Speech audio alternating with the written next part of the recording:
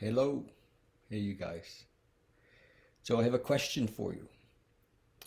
Have you ever had a fear? Have you ever had a fear of judgment? Have you ever been afraid of the opinions or the judgment of others? I'm guaranteed that you have. I'll bet you have. And I think that I think I've discovered the best way to be free of that fear. And I would say the best way to be free of that fear of judgment of others is to become aware when A, we're judging ourselves, or B, we're judging others. And when we, it, it's so easy to do, isn't it? You know, you're out with a friend and you get talking about your other friends and and you're kind of talking about you know she did that and they did that and oh my gosh and it's in a way it's almost the far end of judgment in a way we're because they're our friends. And I mean there's so much of it going on these days. We're judging in our society people who uh, I have friends who are never going to get a vaccine, and they're sometimes really angry and judging people who have. And I have friends who have gotten vaccines, and they're judging people that haven't. And so, um, what about if we find a way to get to a place of compassion? And the way that I see is that we were all at at heart. I think everybody has, you know, is loves somebody. Everybody loves somebody. Everybody, wants to be loved and does love. They love their kids or their grandkids or they love their mom or their dad. And so, if we could just have that love, for everybody, we just recognize. And for myself, what I see is that a lot of my behaviors, because sometimes we judge people because of their behaviors. A lot of my behaviors in my life were came out of my conditioned beliefs, my fears, my my story around relationship or around business, and that many of my behaviors were the behaviors often of even in my 40s, 50s, and 60s of a teenager. I was still acting out in the same way I did as a teenager, and still sometimes having guilt and shame and judging myself over my actions. And instead of recognizing that I hadn't made terms with, I hadn't kind of grown up. I hadn't, and for me, what's happened is that I realized that all the work I'd done, and I have tons of books. I've been to hundreds of workshops. I've chased around the world to be with amazing teachers, and hoping to fix myself. Hoping to be in a place where I could be free of judgment or the judgment of others, or free of my own judgment, or free of me judging others. And to be free. And I discovered that I I was coming from a place of trying to fix myself, and I could never do that. It was just literally impossible. What I realized is that I am exactly who I need to be in this moment, and if I get to this moment to be here in this moment,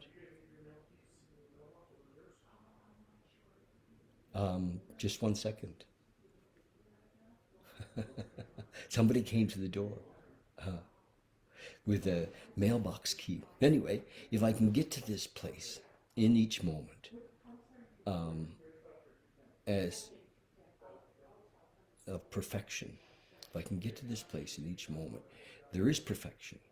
Nothing is missing in this moment.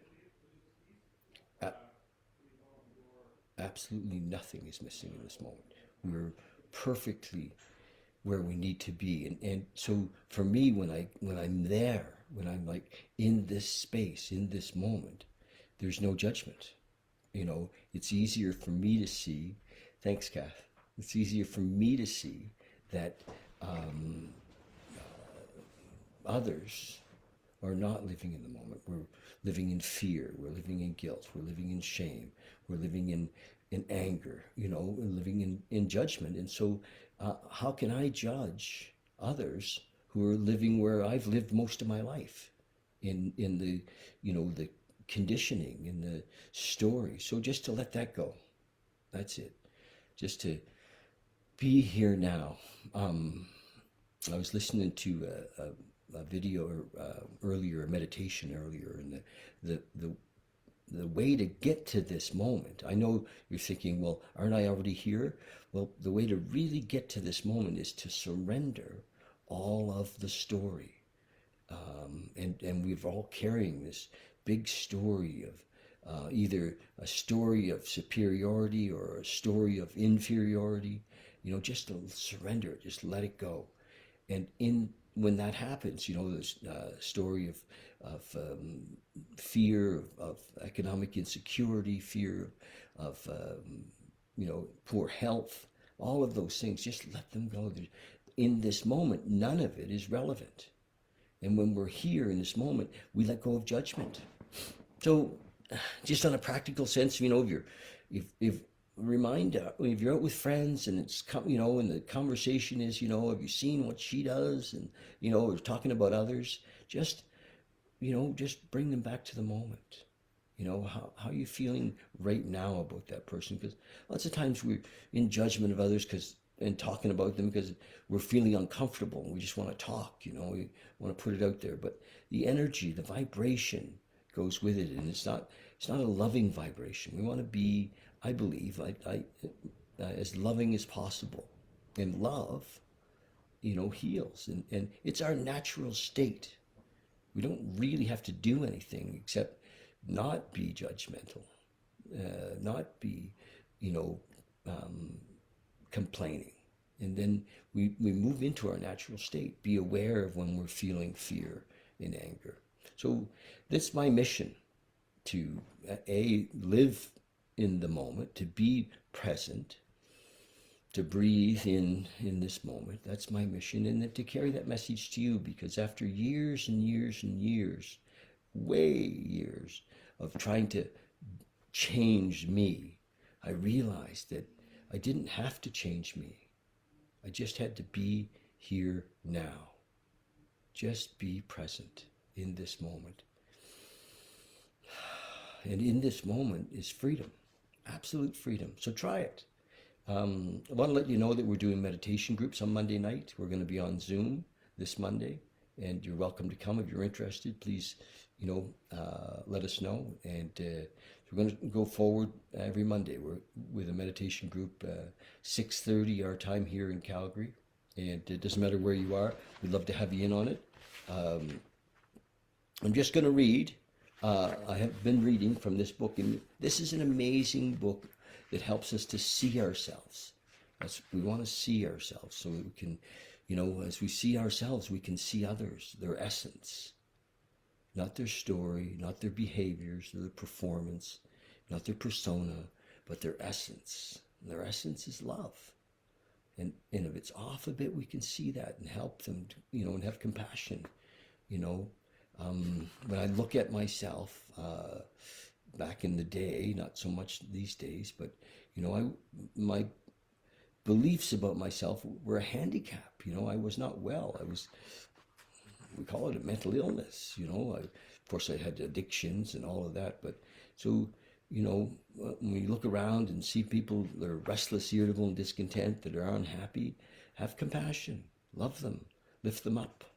It's my deal. Lift them up, baby. Okay, here's just from this, written by Stephen Mitchell. It says, the best athlete wants his opponent at his best. The best general enters the mind of his enemy. The best businessman serves the communal good. The best leader follows the will of the people. Boom. All of them embody the virtue of non-competitiveness. All of them embody the virtue of non-competitiveness. Not that they don't love to compete. Not that they don't love to compete, but they do it in the spirit of play. In this, they are like children and in harmony with the Tao. Let me try that second paragraph again. All of them embody the virtue of non-competitiveness. So it's not me against you or anybody. We're not competing. We're here in this together. Not that they don't love to compete, but they do it in the spirit of play. In this, they are like children and in harmony with the Tao. Beautiful. Some great tips in this book on being here now. Okay, you guys, love you lots. That's my thing today. Compassion, love for each other, acceptance in each moment, life on life's terms. Be here now. Love you. And join us for meditation on Monday nights, 6:30 Calgary time.